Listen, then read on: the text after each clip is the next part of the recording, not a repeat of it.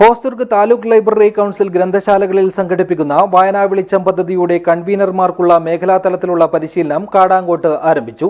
State library council executive അംഗം PVK Panayal ഉദ്ഘാടനം ചെയ്തു.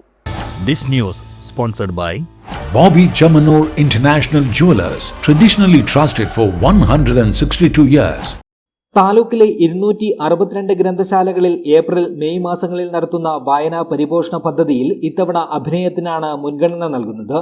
പ്രശസ്ത നാടകപ്രവർത്തകൻ മനോജ് നാരായണൻ ഡയറക്ടറായുള്ള പരിശീലന ക്യാമ്പിന്റെ തുടർച്ചയായി താലൂക്കിലെ മുഴുവൻ ഗ്രന്ഥശാലകളിലെയും കുട്ടികൾ വായനാക്കൂട്ടങ്ങൾ രൂപീകരിച്ച് ഒത്തുചേരും.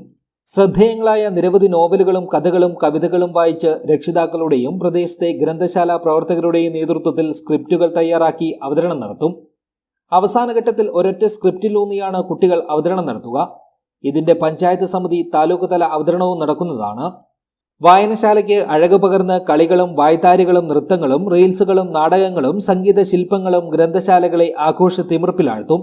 കയ്യെഴുത്ത്, ഡിജിറ്റൽ മാഗസിനുകൾ, പ്രകൃതിയുടെ സന്ദർശനം, രചനോത്സവങ്ങൾ, പാചകം, ഗാർഹിക ജോലികൾ, നവീന ശുചിത്വ ക്യാമ്പയിനുകൾ, ഗ്രന്ഥശാല ശുചീകരണം, റിപ്പയറിംഗുകൾ, എഡിറ്റോറിയൽ വായന, വാർത്താ വിശകലനം തുടങ്ങിയ പരിപാടികളാണ് താലൂക്കിന്റെ തനതായ പരിപാടിയായ വായനാ വെളിച്ചത്തിന്റെയും സ്റ്റേറ്റ് ലൈബ്രറി കൗൺസിലിന്റെ പദ്ധതിയായ വായനാ കളരിയുടെയും ഭാഗമായി 2 മാസങ്ങളിൽ ലൈബ്രറികളിൽ നടക്കുക.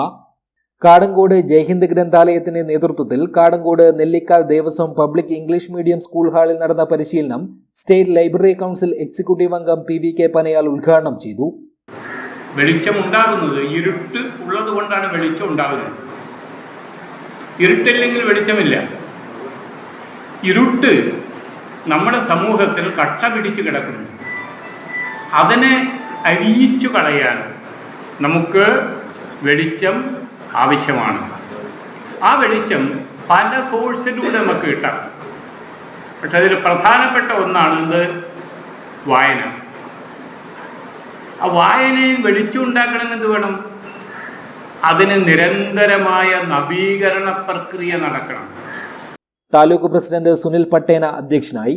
Academic committee convener doctor KV Sajeevan, chairman doctor V Sureshan, Cheruvathur ഗ്രാമപഞ്ചായത്ത് അംഗം Karunakaran Muttath, taluk library council secretary P Venugopalan, school principal A Ramappa, CV Vijayaraj, PV Dineshan, V Narayanan, A Narayanan, Sukumaran Vengatt, Haridasan Madayi തുടങ്ങിയവർ സംസാരിച്ചു.